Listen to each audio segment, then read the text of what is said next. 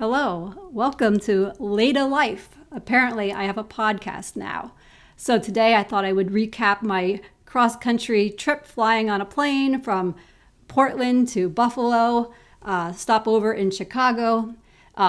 Flight travel is one of the more stressful things you can do when you have type 1 diabetes and you're using an insulin pump. There's like all these things you have to bring along with you, and like you don't want that insulin pump to stop working, and you have to go through security. So I had a really good trip. All the diabetes stuff worked out fine, thankfully. Right now, actually, now that I'm home, my transmitter stopped working and I'm switching over to a new transmitter. If you use the MiniMed 780G Insulin Pump, make sure you always get a new transmitter when the warranty is up, because that is the weakest link in the whole system. But anyway, fortunately, my air travel was good. I did pack a lot of extra insulin. I had it in an insulated pack with an ice pack. It was no problem. It stayed cold on the plane. I had this in my carry-on bag. I also had another carry-on bag that had lots of extra supplies marked with medical supplies label. I do have a link in the description here that shows you exactly how I pack for travel. Going through security at Portland Airport, I did have to wait a little while to get pat down, so I always opt out of the body scanner, which is what Medtronic says to do, because it's not safe. It's not guaranteed that the insulin pump or the transmitter will continue working if you go through the body scanner, and there's no way that I want my insulin pump to stop working when I'm going on vacation. So the magic words are opt out. And so I said opt out, and I stand there. And in bigger airports, it seems like they purposefully make you wait a little while. So I had to wait a little bit of time. But then the lady who did the pat down, she was very nice and very friendly. I actually got to tell her the story of why I have like some white hair in the back of my head. And she mentioned it, like thought it was cool.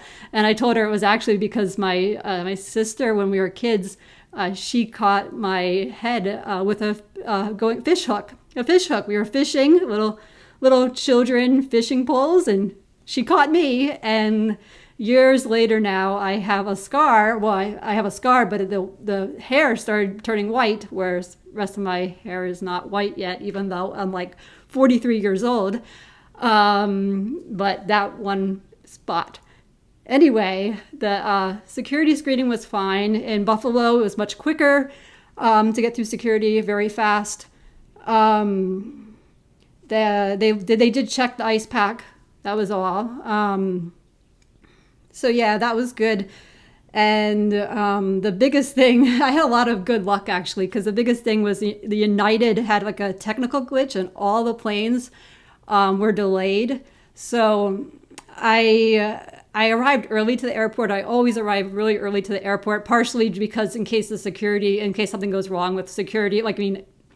I have to wait at security. It's never been more than like 15 minutes or so, but I'm an early person, so I don't want my trip to get delayed. So I got there really early, and on the way to the airport, there was actually this big storm, and then I got a notice that said, "Oh, your flight was delayed."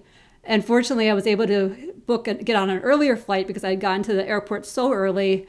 But that flight actually got so delayed that it was leaving beyond my original flight's time, and I knew I wasn't going to make the connecting flight. So I talked to the lady at the airport at the gate agent.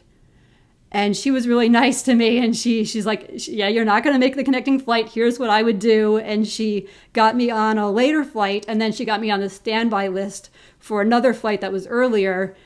And it turned out there was like 17 people waiting waiting on standby for that flight, and I was the only one that got on it. So it was. I had a lot of good luck because there were people that were not going to make it to Buffalo that day because so many flights were canceled because of this technical glitch. So yeah, flying was all fine. My insulin pump worked fine. There was no problems with my CGM while I was on the trip at all.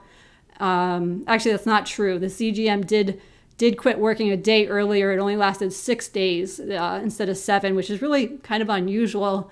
But fortunately, I had sort of a cushion day where I didn't have a lot of stuff planned, so I was able to swap out the the sensor and that morning, so it didn't really interrupt my plan too much.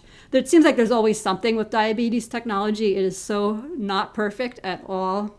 Oh, the big thing that I really found out on this trip with my insulin pump is that the reason why I was going high after landing was because what was happening is I was disconnecting my insulin pump from me during ascent because of the air pressure changes, and I don't want any insulin to go in me because of the change in air pressure. And there's a whole article about this, which I'll link below in the description, but this is a known thing that because of air pressure changes, it can cause some unwanted, unintended insulin delivery. And if you are sensitive to insulin, and it might only be like a half of a unit of insulin, but that half of a unit for me can sometimes cause a really big drop in a problem, and I don't want to go hypo on the plane. So I always disconnect when I'm flying, and then I reconnect. I reconnect usually in the air,